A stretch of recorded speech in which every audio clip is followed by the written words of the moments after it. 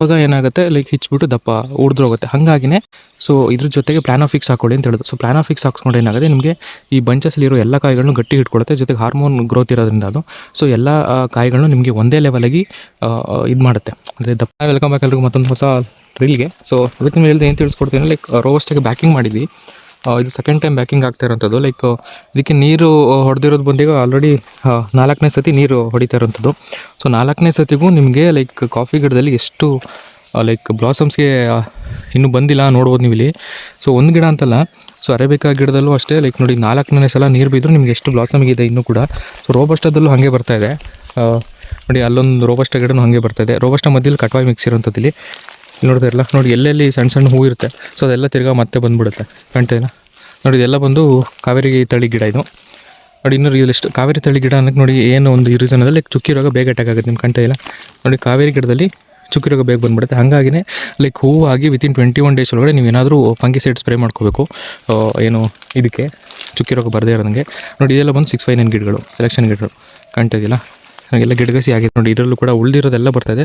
So next ಟೈಮಿಗೆ ಇನ್ನೂ ಬರೋಕ್ಕಿದೆ ನೋಡಿ, ಚಿಕ್ಕದೆಲ್ಲ ಕಾಣ್ತಾ ಇಲ್ಲ. ಸೊ ಅದೆಲ್ಲ ನೆಕ್ಸ್ಟ್ ಟೈಮಿಗೆ ಬರುತ್ತೆ, ಮತ್ತು ಇನ್ನೊಂದು ಸಲ ಮಳೆ ಆದಾಗ ಸೊ ಅದೆಲ್ಲ ಬರುವಂಥದ್ದು ನೋಡಿ. ಇದೆಲ್ಲ ಫುಲ್ ಸೆಟ್ ಆಗಿದೆ ನೋಡಿ.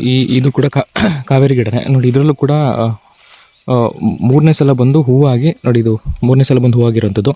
ಇದು 4ನೇ ಸಲ ಬರ್ತಾ ಇರೋವಂಥದ್ದು ನೋಡಿ. ನೆಕ್ಸ್ಟ್ 5ನೇ ಸಲಕ್ಕೂ ಕೂಡ ನೋಡಿ, ಇನ್ನು ನಿಮಗೆ ಫಾರ್ವರ್ಡಿಂಗ್ ಹಿಂಗೆ ಸ್ಪೈಕ್ಸ್ ಕಾಣ್ತಾ ಇದೆ ಇಲ್ಲಿ. ಸೊ ಈ ವರ್ಷ ಅದೇನು ಗೊತ್ತಿಲ್ಲ, ಯಾವುದೂ ಕೂಡ ಲೈಕ್ ಒಂದೇ ಸಲ ಬರಲಿಲ್ಲ ಹೂವು, ಎಲ್ಲ ಟೈಮ್ ಬಂದಿದೆ. ಸೊ ಈ ಥರ ಆದಾಗ ಏನಾಗುತ್ತೆ ಗೊತ್ತಾ ನಿಮಗೆ, ಸೊ ಏನು ಸ್ಪೈಕ್ಸ್ ಬಂದಿರ್ತಲ್ಲ ಫಾರ್ವರ್ಡಿಂಗು, ಸೊ ಅದು ನಿಮಗೆ ದಪ್ಪ ಹೋಗ್ತಾ ಮಳೆಗಾಲದಲ್ಲಿ ಲೈಕ್ ವೇರಿಯೇಷನ್ಸ್ ಆಗುತ್ತೆ.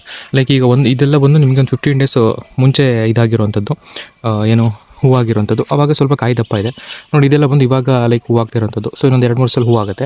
ಸೊ ಅವಾಗ ಇದಕ್ಕೂ ಏನಾಗುತ್ತೆ, ಒಂದೇ ಬಂಚಲ್ಲಿ ಬಂದಾಗ ಸೊ ಇದು ಬೇಗ ದಪ್ಪ ಕಾಯಿ ಆಗುತ್ತೆ. ಸೊ ಈ ಸಣ್ಣ ಕಾಯಿಗಳೆಲ್ಲ ಹಿಚ್ಚಿಕೊಳ್ಳುತ್ತವೆ, ಅಂದರೆ ಮಳೆಗಾಲದಲ್ಲಿ ಹಿಚ್ಚಿಬಿಟ್ಟು ಉದುರೋಗುತ್ತೆ ನಿಮಗೆ.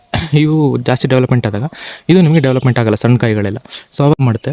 ಜೊತೆಗೆ ನಿಮಗೆ ಕಾಯಿ ಏನಾದ್ರು ಬಲ್ತಿಲ್ಲ ಅಂತಂದರೆ ನಿಮಗೆ ಹಣ್ಣು ಕೊಯ್ಯೋ ಟೈಮಿಗೆ ಆ ಕಾಯಿನೂ ಕೂಡ ಬಲಿಸ್ತದೆ ಅದು ಯಾವುದು ಪ್ಲಾನೋಫಿಕ್ಸು. ಹಾಗಾಗಿ ಕಾಫಿ ಗಿಡದಲ್ಲಿ ಪ್ಲಾನೋಫಿಕ್ಸ್ ತುಂಬ ಇಂಪಾರ್ಟೆಂಟ್ ನೋಡಿ. ಇದೆಲ್ಲ ಇನ್ನೂ ಬರ್ತಾ ಇರೋವಂಥ ಸ್ಪೈಕ್ಸು ಕಾಣ್ತಾ ಇದೆಯಲ್ಲ ನೋಡಿ. ಯಾವುದೂ ಕೂಡ ಬಂದಿಲ್ಲ ಅಂದರೆ ನೆಕ್ಸ್ಟ್ ಬ್ಲಾಸಮಿಗೆ ನೆಕ್ಸ್ಟ್ ಮಳೆ ಬಿದ್ದಾಗ ರೆಡಿ ಆಗುತ್ತಿದ್ದೆಲ್ಲ ಕಾಣ್ತಾ ಇದೆಯಲ್ಲ ಹೀಗೆ. ಸೊ ಹಾಗಾಗಿ ಪ್ಲಾನೋಫಿಕ್ಸ್ ತುಂಬ ಇಂಪಾರ್ಟೆಂಟು. ಪ್ಲಾನೋಫಿಕ್ಸ್ ಹಾಕ್ಸ್ಕೊಂಡ್ರೆ ನೋಡಿ ನಿಮಗೆ ಈ ಥರ ಏನು 3-4 ಸಲ ಹೂ ಆಗುತ್ತಲ್ಲ, ಇದೆಲ್ಲ ನಿಮಗೆ ಹಣ್ಣು ಕೊಯ್ಯೋ ಟೈಮಲ್ಲಿ ಲೈಕ್ 1 ಇಲ್ಲ 2ನೇ ಟೈಮ್ಗೆ ಮುಗ್ದೋಗ್ಬಿಡುತ್ತೆ, ಆ ಥರ ಆಗುತ್ತೆ.